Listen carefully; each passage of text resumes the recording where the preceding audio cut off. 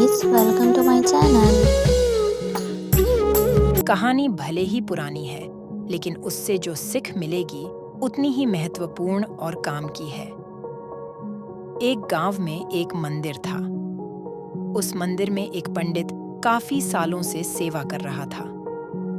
हर दिन मंदिर की पूजा पाठ, साफ सफाई और अन्य काम पंडित करता था। अपना जीवन उसने भगवान की सेवा में समर्पण कर रखा था। फिर भी इस पंडित में धन को लेकर माया काफी ज्यादा थी और इसीलिए वह बहुत कंजूस भी था। त्योहार या उत्सव के समय पंडित को लोगों से काफी अच्छा दान मिलता।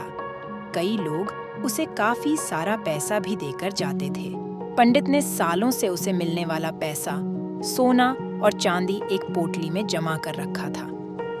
कंजूस पंडित इस पोटली को हमेशा अपने पास रखता था।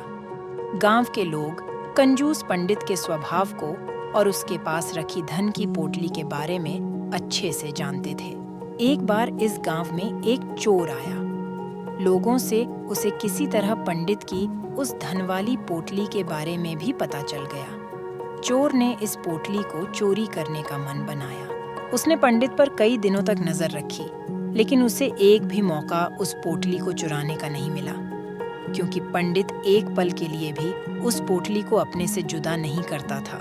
चोर हार मानने वाला नहीं था। उसने एक योजना बनाई। चोर ने पंडित का शिष्य बनकर उस पोटली को चुराने का तय किया। चोर भेष बदलकर पंडित के पास पहुंच गया और उसने पंडित की काफी तारीफ की।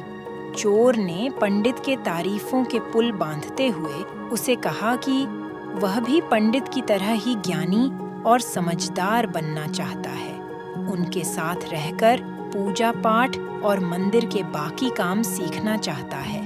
एक अनजान व्यक्ति के मुंह से अपनी इतनी ज्यादा तारीफ सुनकर पंडित को बहुत अच्छा लगा और उसने उसे अपना शिष्य स्वीकार कर लिया।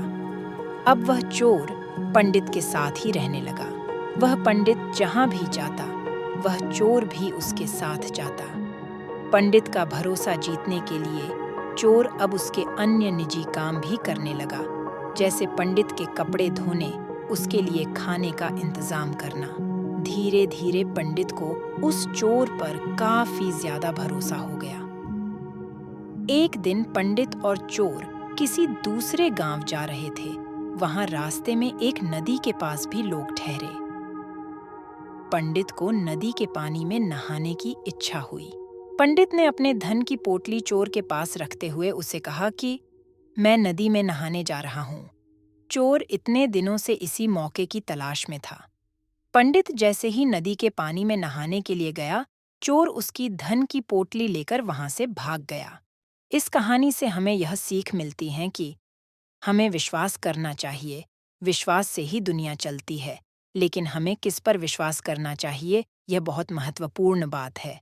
हम किसी ऐसे अनजान व्यक्ति पर बिल्कुल भरोसा नहीं कर सकते जिसे हम अच्छे से जानते ना हो, जिसके बारे में जिसके भूतकाल के बारे में हमें ज्यादा कुछ पता ना हो।